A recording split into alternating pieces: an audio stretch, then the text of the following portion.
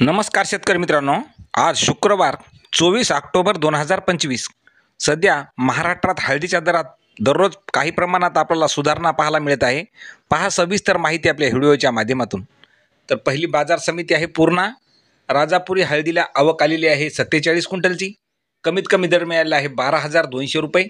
सर्वसाधारण दर मिळाला 13,000 रुपये, तर जास्तीचा दर मिळाला 13,790 रुपये. पुढील बाजार समिती आहे लोहा. राजापुरी हळदीला आवक आलेली आहे 16 क्विंटलची. कमीत कमी दर मिळाला 9,000 रुपये. सर्वसाधारण दर 10,000 रुपये, तर जास्तीचा दर मिळाला 12,331 रुपये.